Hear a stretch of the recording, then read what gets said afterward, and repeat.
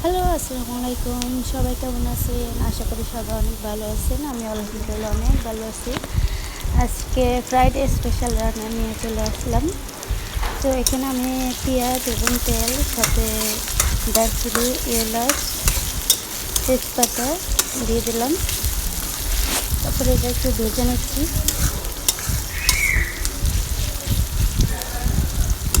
তারপরে এখানে আমি একটু আস্তা সাদা জিরা দিয়ে দিলাম।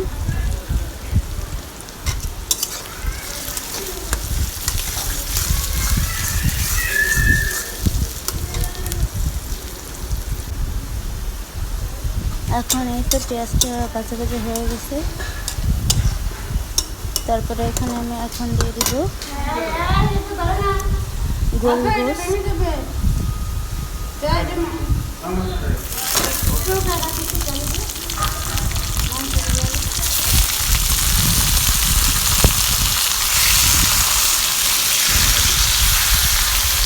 গরুর গোশটা দিয়ে এটা আমি ভালো করে নেড়ে চেড়ে নেব।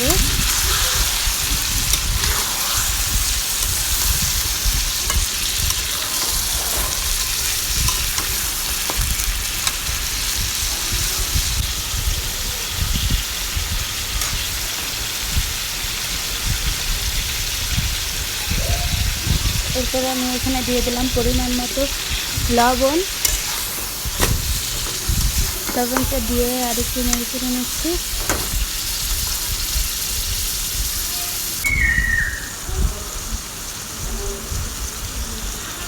এরপর এখানে দিয়ে দিব আমি আদা রসুন পেস্টটা দিয়ে নেড়ে নেব।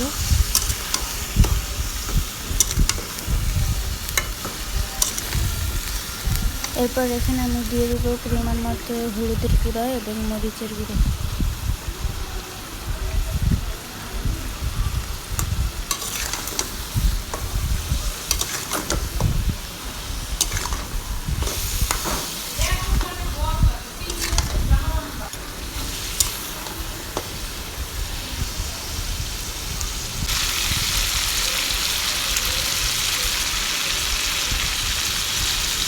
এরপরে আমি এখানে দিয়ে দিলাম গরম মশলা গুঁড়ো।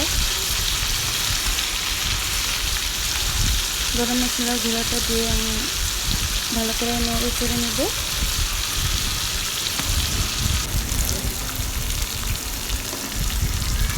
তারপরে এখানে একটু দিয়ে দিচ্ছি পানি দিয়ে আমি ভালো করে গোশটাকে কষিয়ে নেব।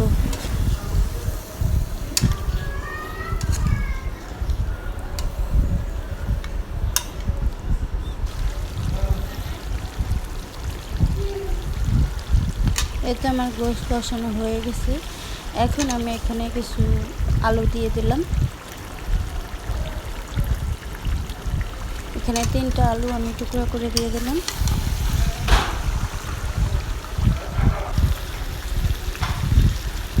আলুটা দিয়ে আরেকটু কষিয়ে নেওয়ার পরে আমি এখানে পরিমাণ মতো পানি দিয়ে দিলাম।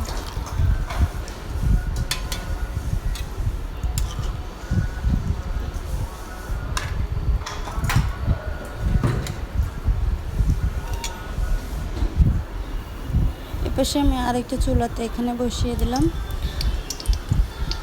তেলের মধ্যে তেজপাতা, জিরা, তারপর এলাচ, দারচিনি এবং জয়ত্রী এবং সাথে দিয়ে দিলাম পেঁয়াজ, দিয়ে ভালো করে নেড়ে চেড়ে নিব।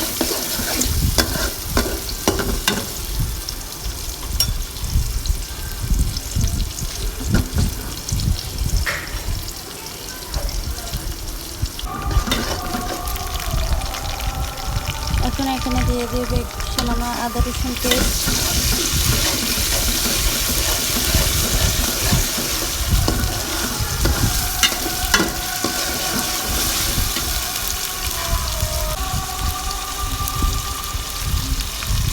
তারপর দিয়ে দিলাম পরিমাণ মতো লবণ।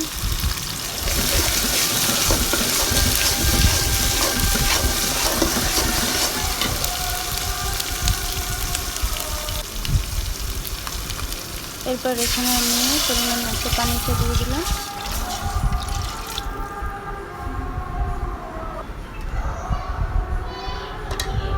এখানে পোলাওর যে যতটুকু চাল দেন না কেন, এখানে আরেকটা ট্রিক আপনাদের শিখিয়ে দিচ্ছি। সেটা হচ্ছে যে এই যে খুরসুনটা দেখতেছেন, এই খুন্তিটার এই গোড়াটা পর্যন্ত পানি দিলেই হচ্ছে যে আপনাদের পোলাও বিরিয়ানি যা কিছু রান্না করেন না কেন পরিমাপটা ঠিক হয়ে যাবে।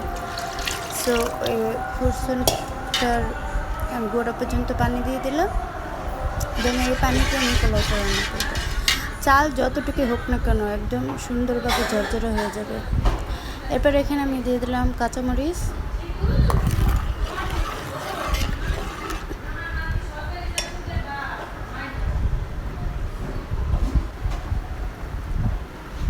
এরপর দিয়ে দিলাম এখানে রোজ ওয়াটার, দিয়ে পানিটা বলক এই তো পানিটা বলক চলে আসলো। এখন এখানে আমি দিয়ে দিব চালগুলো, পোলাওয়ের চালটা দিয়ে দিলাম। এখানে চিনি গুঁড়ো পোলাওয়ের চালটা আমি ইউজ করেছি। আরেক পাশে তো আমার গোশ প্রায় হয়ে আসছে। তারপরে এখানে এই যে পোলাওটা আমি দমে দিয়ে দিছি।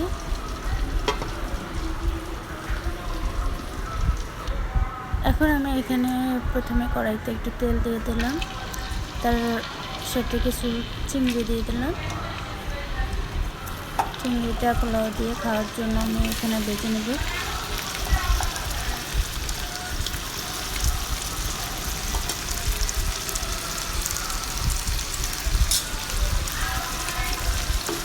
আর যে চিংড়িটা আমি এখন একটু ভেজে নিচ্ছি তেলের সাথে। এবার চিংড়ির উপরে আমি এখানে কিছু পেঁয়াজ দিয়ে দিলাম।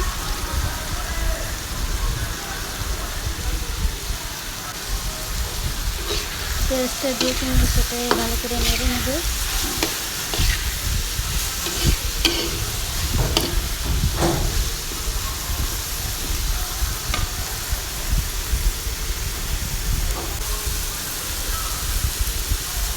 তারপরে আমি এখানে একটু হলুদ এবং একটু মরিচের গুঁড়া দিয়ে দিব।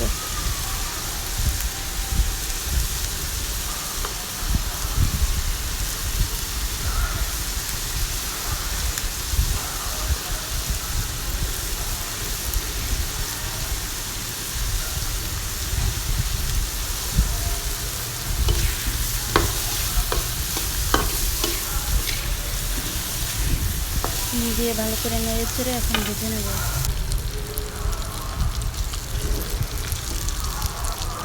আমি কিন্তু লবণও দিয়েছি, লবণ আবার বললে না লবণ দেয়নি। এই তো আমার চিংড়ি ভাজা হয়ে গেছে। যে আমার গরুর গোশত এবং পোলাওর ফাইনাল লুক। অবশ্যই আপনারা আমাকে জানাবেন কেমন হয়েছে।